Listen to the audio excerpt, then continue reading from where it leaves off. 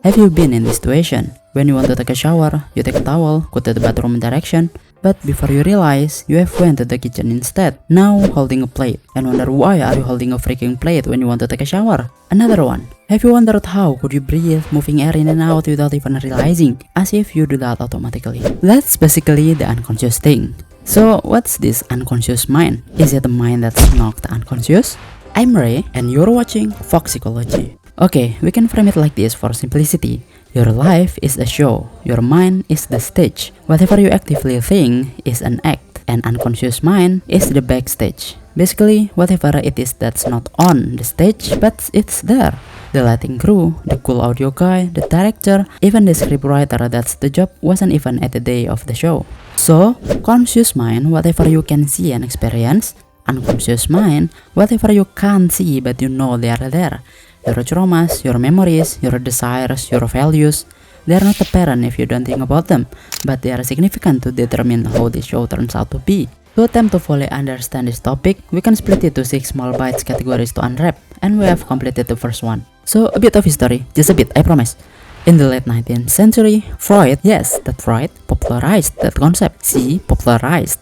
The concept itself was there way back in philosophy and such. He saw the unconscious as a storehouse for repressed memories, desires, and instincts. And some years after, Carl Jung basically said, wait, that's not just your storehouse, it is ours.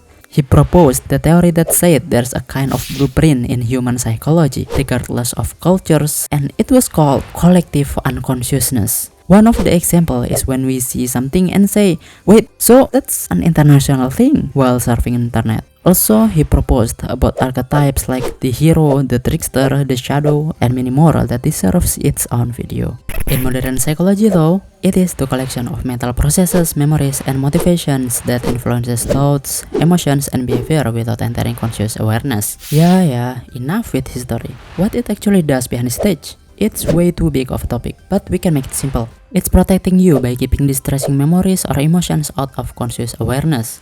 It's also making you able to do automatic things like breathing, habits, or muscle memory. It will also influence your behavior, like gut feelings for example.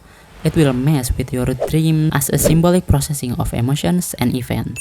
It will also aid you at creativity and problem solving, like that solution that pops up after you stop consciously thinking about them or the problem. Think quick, what's the unconscious mind?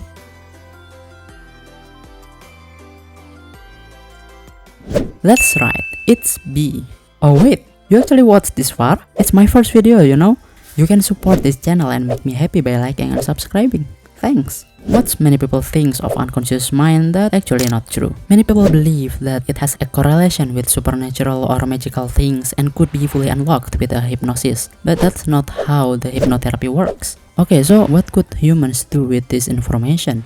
One interesting example is an experiment in 1999 by North et al. In a wine shop. There are 2 wine options being displayed, French wine and German wine, and every day the shop alters between French music and German music for 2 weeks. The results: in the days with German music is playing, the German wine outsells French wine, and in the days with French music playing, the French wine outsells German wine. The interesting part is when they interview the customers and they said they were unaware about their choices in different music settings. This is an example of how marketing is targeted at you without you even realizing it.